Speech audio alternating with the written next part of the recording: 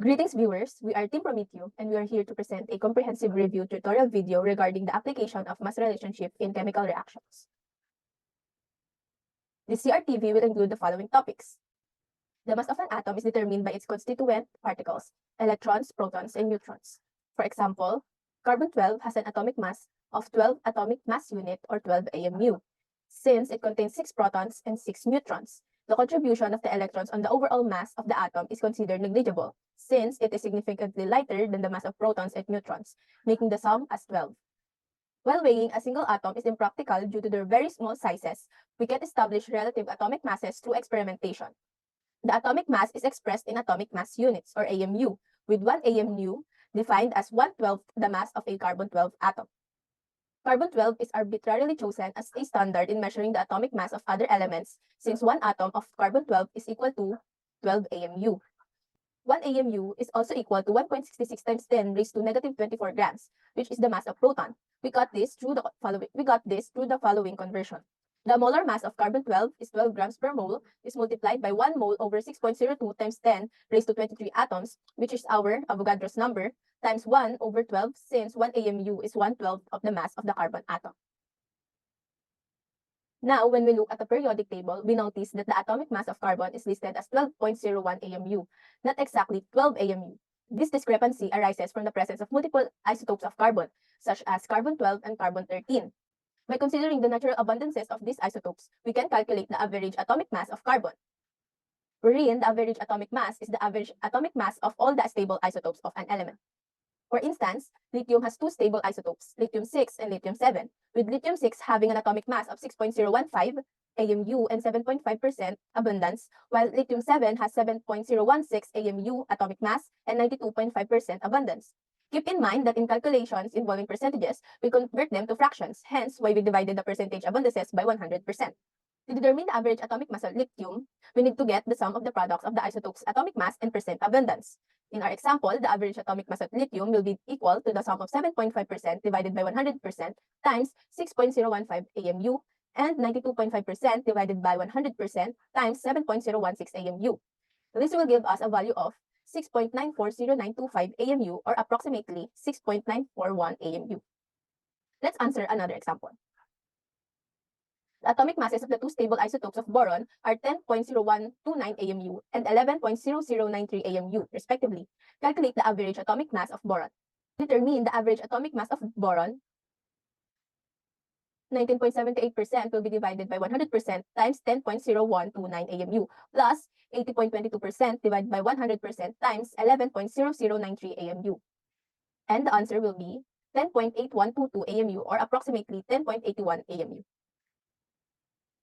As we've discussed, while atomic mass units provide a relative scale of comparing the masses of elements, atoms themselves are too small to weigh individually.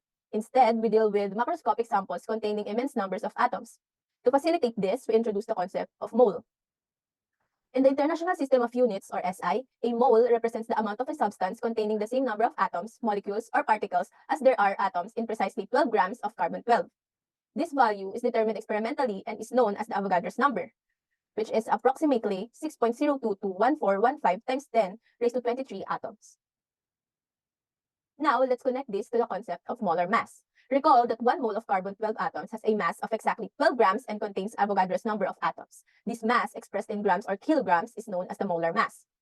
Noting that the molar mass of an element in grams is numerically equal to the atomic mass in atomic mass units, or AMU. We'll use carbon-12 again for this example. Convert it to the molar mass, which is grams per mole. We'll multiply this by 1.66 times 10 raised to negative 12 grams, which is the mass of our proton, divided by 1 AMU, times 6.02 times 10 raised to 23, our Avogadro's number, over 1 mole, which is equal to 11.99 grams per mole, or approximately 12 grams per mole. Next, let's explore how we can use the atomic masses of component atoms to calculate the mass of a molecule and determine its molar mass. This process is essential for understanding the composition of compounds and their properties. The molecular mass, sometimes referred as the molecular weight, is simply the sum of atomic masses in atomic mass units, AMU, of all the atoms present in the molecule. For example, the molecular mass of water, H2O, is calculating by adding the atomic masses of 2 hydrogen atoms and 1 oxygen atom. The molecular mass of H2O is equal to 2 times the atomic mass of H, or hydrogen, plus 1 times the atomic mass of O, or oxygen, which is equal to 2 times 1.008 AMU plus 1 times 16 AMU is equal to 18.02 AMU, which is our molecular mass. It is also equal to the molar mass, which is 18.02 grams per mole. Meaning the weight of 1 mole of water is 18.02 grams. The relationship between mass, number of moles, and the number of atoms can be used to convert one unit to another. Let's start with the relationship between mass, which is m, and the number of moles, n, of an element. The mass of an element in grams is directly proportional to the number of moles of that element, and it can be calculated using the equation. The mass is equal to the moles times the molar mass. This equation allows us to convert between mass and the number of moles, providing a link between the macroscopic and the microscopic scales. Next, the relationship between the number of moles and the number of atoms, which is capital N, of an element. The number of moles is directly proportional to the number of atoms, and this relationship is governed by Avogadro's number, or Na, which is Na is equal to 6.0221415 times 10 raised to 23. The equation for this relationship is the number of atoms of an element is equal to the moles times the Avogadro's number. Avogadro's number represents the number of atoms or molecules per mole. Using this equation, we can convert between the number of moles and the number of atoms or molecules of an element. Now let's answer some sample problems. Pheromones are a special type of compound secreted by the females of many insect species to attract the males for mating. One pheromone has the molecular formula C19H38O. Normally, the amount of this pheromone secreted by a female is about 1.0 times 10 raised to negative 12 grams. How many molecules are there in this quantity? The molecular formula of the pheromone is C19H38O, and we're given that the mass of this pheromone is 1.0 times 10 raised to negative 12 grams. Our task is to determine the number of molecules in this quantity. For the solution, we can use the relationships of the mass, moles, and Avogadro's number to solve this problem. We must first convert the mass of the element to the number of moles by dividing the mass and the molar mass, then convert the moles into the number of molecules by multiplying the Avogadro's number. To begin, let's calculate the molar mass of the pheromone. Note that we will regard the term atomic mass as average atomic mass from here on out, for simplicity. The molar mass of the pheromone is equal to 19 times 12.011 grams per mole, which is the atomic mass of carbon, plus 38 times 1.008 grams per mole, the atomic mass of hydrogen, plus 1 times 16 grams per mole, which is the atomic mass of oxygen. It is equal to 282.5130 grams per mole. Now that we have the molar mass, we can use it to convert the given mass of the pheromone into the number of molecules. 1 times 10 raised to negative 12 grams, which is the mass of our pheromone, times 1 mole over 282.5130 grams, which is our molar mass, times 6.022 times 10 raised to 23 molecules over 1 mole, which is our Avogadro's number. It is equal to 2.1316 times 10 raised to 9 molecules. Wherein our final answer will be expressed in two significant figures. Therefore, the answer will be 2.1 times 10 raised to 9 molecules of pheromone are in the given quantity. For another example, we need to calculate the number of carbon, hydrogen, and oxygen atoms in 1.50 grams of glucose, C6H12O6, a sugar. We are given with the molecular formula of glucose, which is C6H12O6, and its mass, which is 1.50 grams. We are asked to determine the amount of carbon, hydrogen, and oxygen atoms in this amount of glucose. Again, we'll use the relationship of mass, moles, and Avogadro's number to determine their amounts. Again, we are given a mass, m, which will be divided to the molar mass of glucose, then will be multiplied to the Avogadro's number to get the number of atoms present. The molar mass of glucose is equal to 5 times 12.011 grams per mole plus 12 times 1.008 grams per mole plus 6 times 16 grams per mole is equal to 180.162 grams per mole. Now, using this molar mass, we'll convert the given mass of glucose into the number of molecules. 1.5 grams of glucose times 1 mole of glucose over 180.162 grams of glucose, which is our molar mass, times 6.022 times 10 raised to 23 molecules over 1 mole of glucose, which is our Avogadro's number, times 6 carbon atoms over 1 molecule of glucose, since there are 6 carbon atoms in the glucose molecule. And our answer will be 3.0083 times 10 raised to 22 carbon atoms. Since the ratio of carbon atoms to hydrogen atoms to oxygen atoms is 1:2:1, therefore, there are 3.0083 times 10 raised to 22 atoms of oxygen, and there are 6.0166 times 10 raised to 22 hydrogen atoms.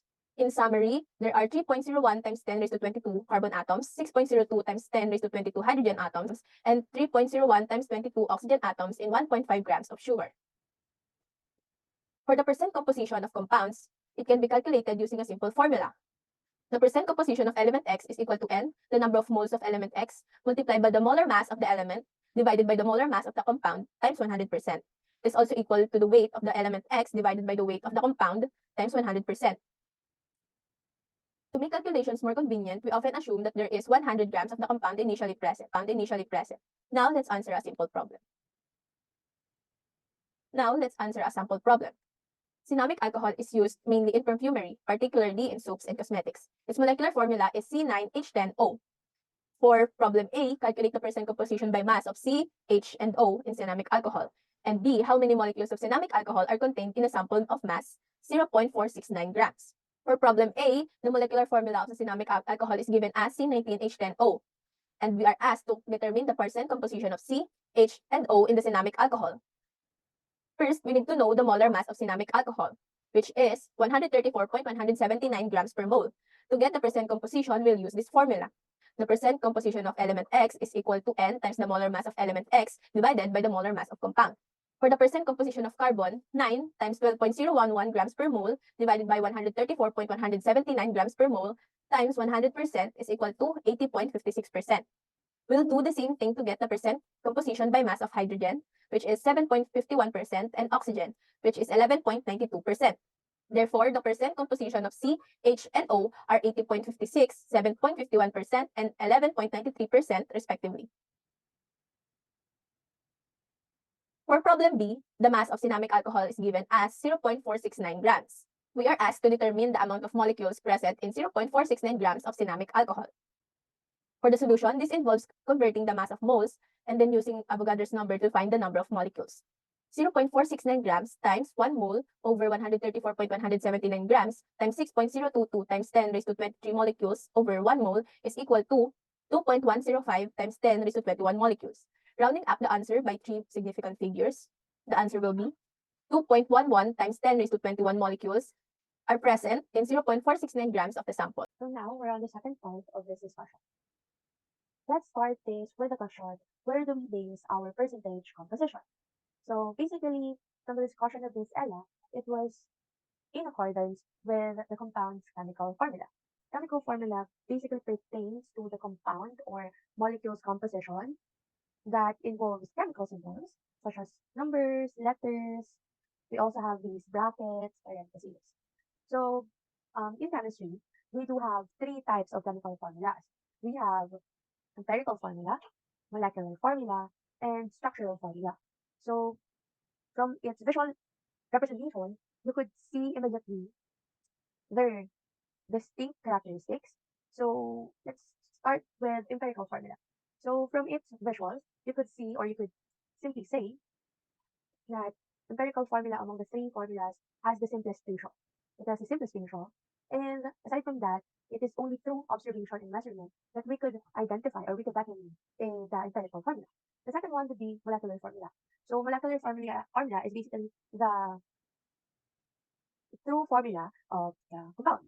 And it is also utilized during nomenclature of the compound itself and also utilized in problem solving.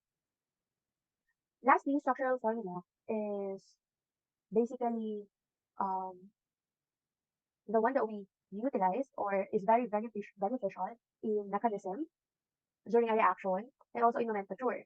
But basically, on the representation and on the visual, it exhibits or it shows how each atom or each element are connected.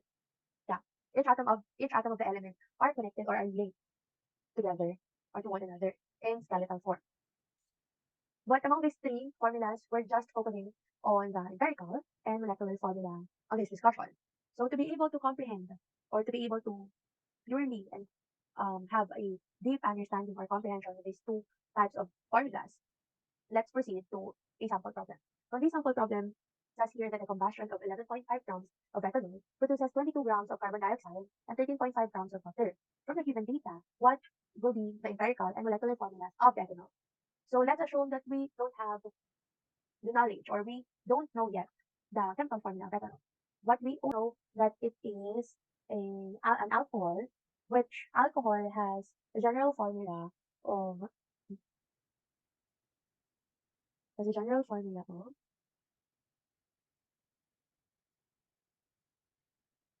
C formula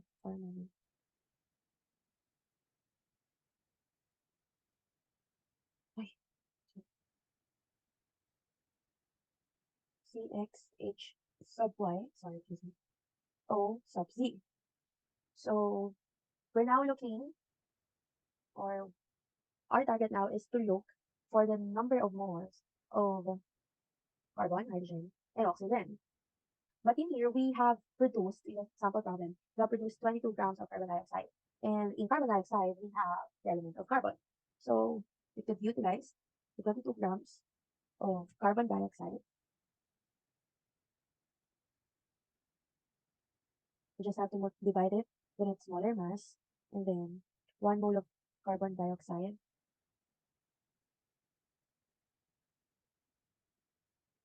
has 1 mole. Every 1 mole of carbon dioxide has 1 mole of carbon. So that's it. And we have now 0.5 mole of carbon. 0.5 mole. Yeah, grams of H2O divided by its smaller mass, which is 18 grams. 1 mole. 1 mole of H2O has 2 moles of hydrogen.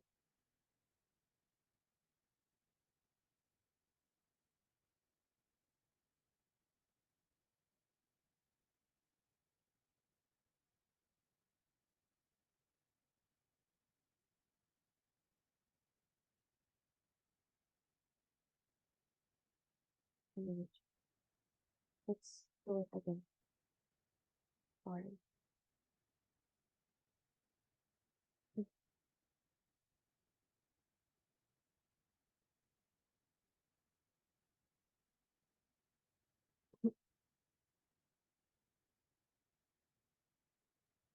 So now, like 2 mole, in every mole of water, we have 2 moles of hydrogen. So we now have 1.5 mole of hydrogen. What we don't have right now is the mole of the oxygen. So to be able to do so, let's obtain first the masses of carbon and hydrogen that contributes to the 11.5 grams of ethanol. So let's continue this part. So 0.5 mole of carbon times its molar mass is 12 grams. That would be 6 grams of carbon. While in hydrogen, 1.5 mole of hydrogen times 1 grams be 1.5 grams of hydrogen. So the let's get the difference. So we have 11.5 grams of ethanol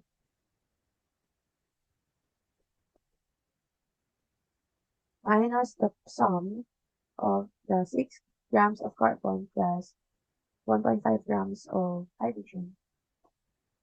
That would be 4 grams.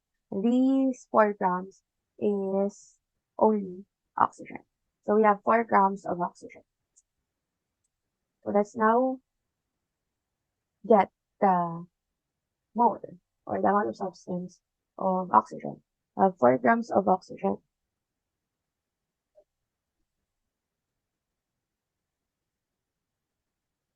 And 4 grams of oxygen divided by its smaller mass, which is 16 grams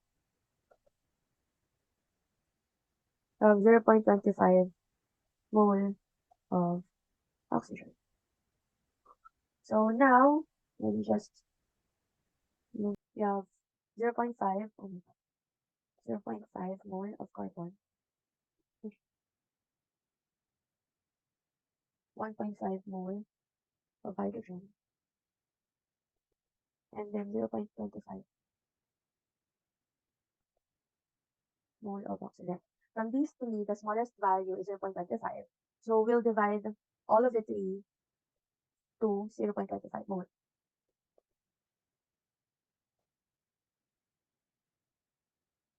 So we've now obtained 0.5 and 0.25. Of course, that's 2. 1.5 divided by 0.95. That's 6. And 2.25 over 0.25, that's 1. So we have now the empirical formula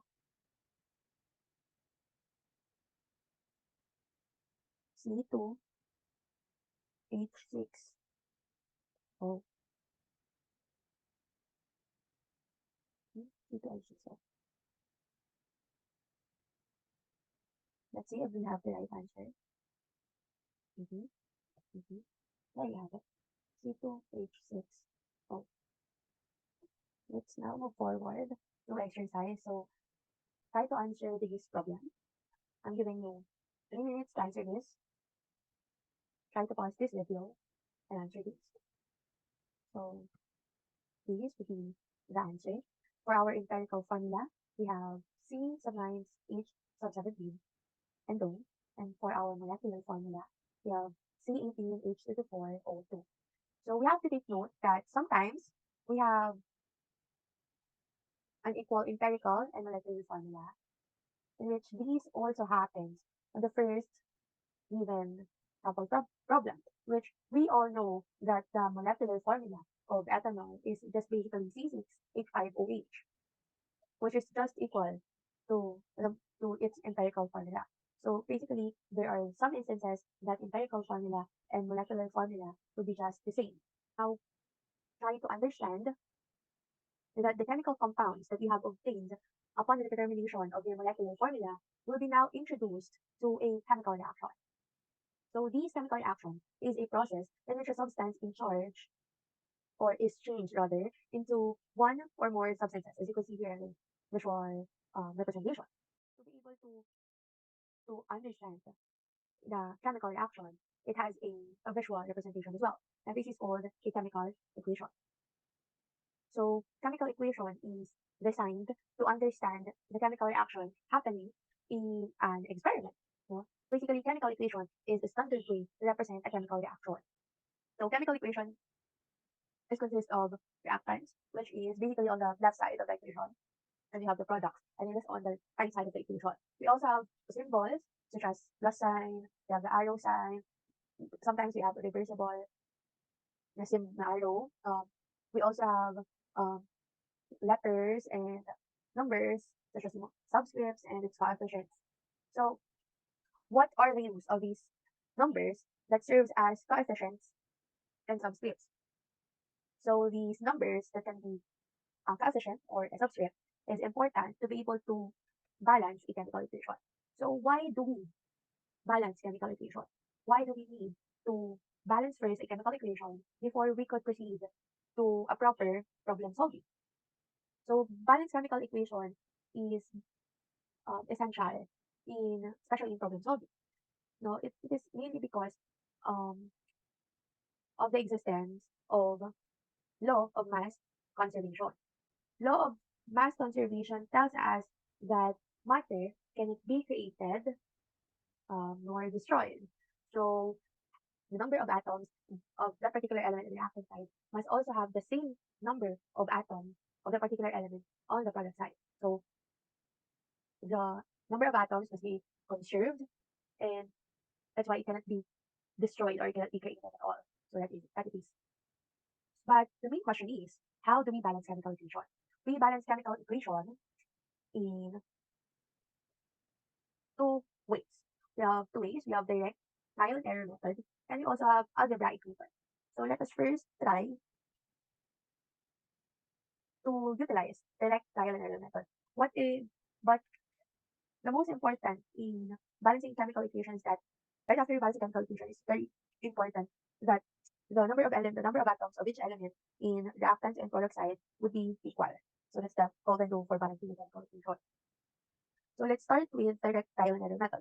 So in this method, we just have to list first the elements that are present in here. Now, so we have the elements argon, sulfur, and oxygen. So what we'll do now is list first the number of atom for each element in the unbalanced chemical equation. So we have two hydrogen on the reactant side. We have one sulfur and two sulfur, sorry, and then two oxygen as well. On the product side, we have two hydrogen, one oxygen, and one sulfur. So in here, we can utilize one half, I guess. Let's try one half. So one half, what will happen? So, mhm. Now we have one half plus one of the sulfur. So now three halves of the sulfur. And now we now have one half times oxygen two, sub two, that would be one oxygen. So we have now balanced oxygen. That's a check already. Then the only element that has not been balanced yet is the sulfur. So we just have to multiply the sulfur in the product side by three halves to be able to obtain three halves. And that's it. All elements are balanced. But now let's try if we'll obtain the same answer, the same balanced chemical equation using algebraic method. Coefficients of A, B, C, and D. And then right after that, we'll have to write the present elements. No? And here we have hydrogen, sulfur, and oxygen again, of course. And then let's now identify the presence of each element for both reactant and product side. So on the reactant side, we have two hydrogen. Basically, that's 2A, and then we don't have on the B, then that would be equal. That means that the other side would be the product side. So we have 2C, then sulfur. Sulfur on the reactant side, we have A plus B is equal to D. And for the oxygen, we have 2D equal to C. So in this type of method, we have to assume. So let's assume that A A and C is equal to 1. Therefore, the equation 1 is this one, equation 2, and equation 3. Let's first substitute the value that we assume for A and C on equation 1. So that is 2 times 1 equal to 2 times 1. And that is equal. So we can say that A and C is equal to 1. Then we'll now utilize that on equation 3. Equation 3 is 2B equal to 1. This is just 2B, now we'll proceed on equation 3. So since we have the value of C, we could just substitute that on equation 3, and that would be 2B is equal to 1. And then simply B is equal to 1 half. And to be able to check if that's true, we just have to substitute the value of B and C on equation 3. And that will yield us equal value of 1. To substitute the values of A and B in equation 2 to be able to get the value of B. So in here, the value of A would be 1, is already 1, plus 1 half, which is the value of B, is equal to 3 halves.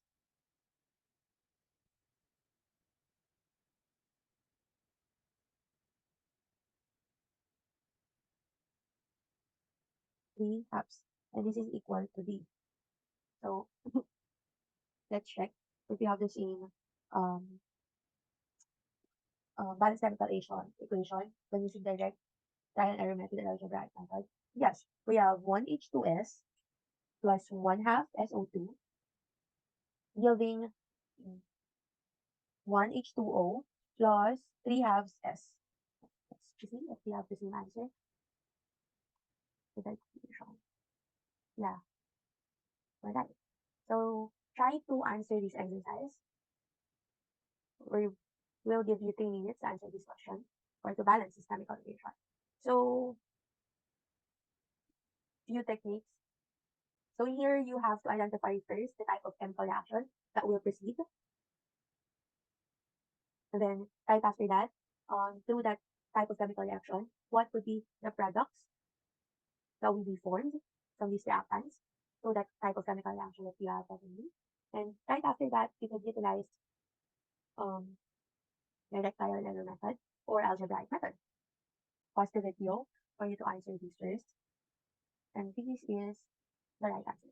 So as I mentioned earlier, we have we must not never balance first the element present in two or more compounds on the product side. Now, try to balance the chemical equation by algebraic method and try to check if you will obtain the same answer as you do when you did a direct trial and error method.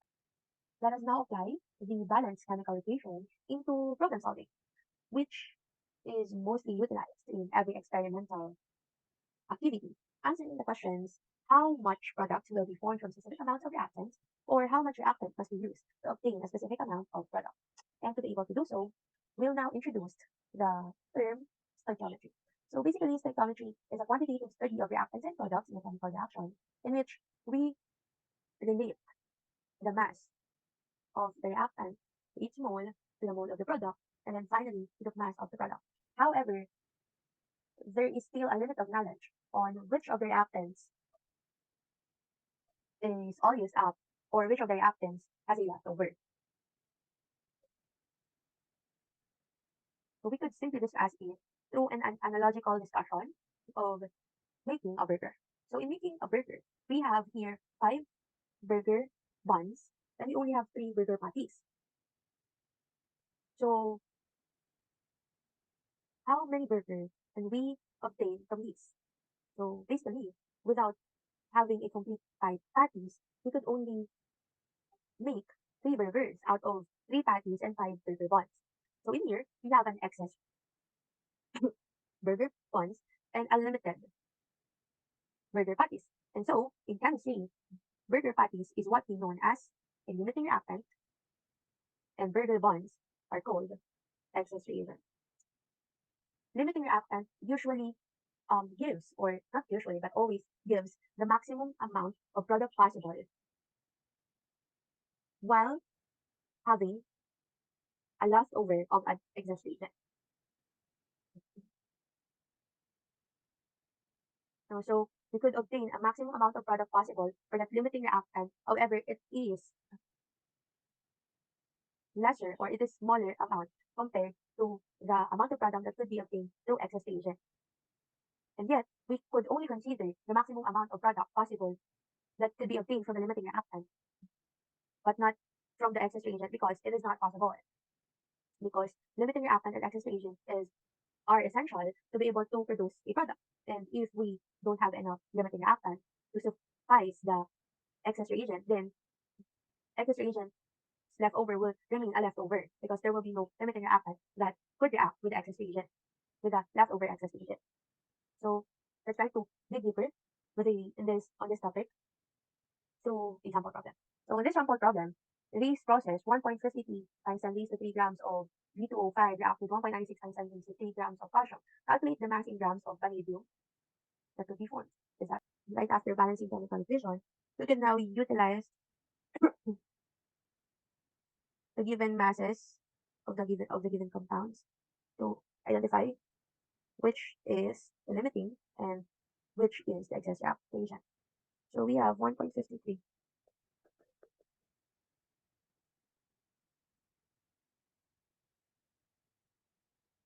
Then we shall divide it again with its molar mass. And in this process, in this calculation, stoichiometry is a big help. So we will have to divide it with the molar mass of V2O5, which is 181.28 grams.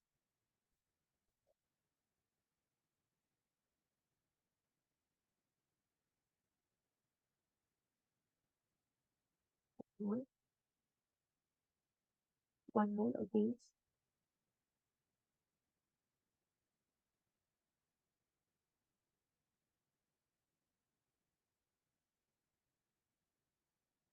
And have 2 mole of the medium. That will give us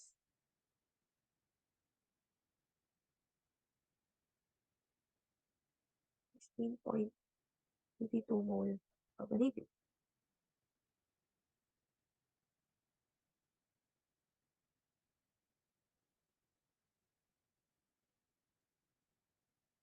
1.96 times 10 raised to 3 grams of calcium. That its molar mass 40. Mm.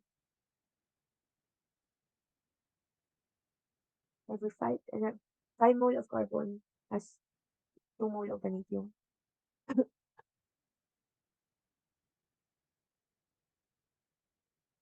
That's 19.6 mole of vanadium. Between these two, the smaller amount of vanadium that will be obtained is from B2O5. Hence, B2O5 would be the limiting reagent. So the mole of the vanadium from the limiting reagent, B2O5 is 16.8 mole of vanadium. So to be able to get its mass, multiply it by its molar mass, which is 50.94 grams.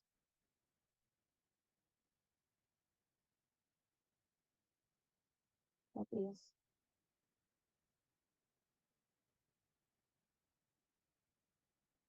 mm,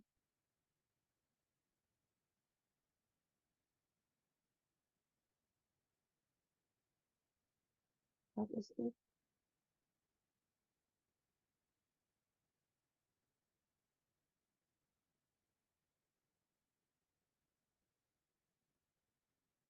That is 856. 856 grams of vanadium. So 56 grams of vanadium. So the mass of vanadium formed is 856 grams of vanadium. Um, Aside from this, limiting and excess reagent, we also have this term percentage yield. So what is a percentage yield? So percentage yield is very essential, particularly in identifying its reaction yield, because this percentage yield is the ratio of the product mass obtained in an experiment, which is also known as an actual yield, and the product mass obtained from a calculation, which is also known as theoretical yield. And so, percentage yield is equal to the actual yield from the experiment over the theoretical yield from stoichiometric calculation times 100. And we also have to take note that actual yield is less than theoretical yield always. Why? Because in the actual experiment, there is actually a lot of error that we may encounter that is very inevitable, or it cannot be prevented at all. For example, the passwords that we are using, personal errors, and such. So personal errors and random errors could be a great factor in which why actual yield is actually smaller or lesser than the theoretical yield. So in here, let us try to, yes, we're right. Mhm. So let us say that we have 803 grams of vanadium obtained through experiment, and so the percentage yield would be 93.7%. Try to answer this exercise. So try to answer that. Try to pause this video in 10 minutes. And yeah, here's the final answer. So you could utilize again stoichiometric calculations in here. And for us to know that which is a limiting reagent, the smaller number of mole produced for a particular product from the reactant would be the limiting reagent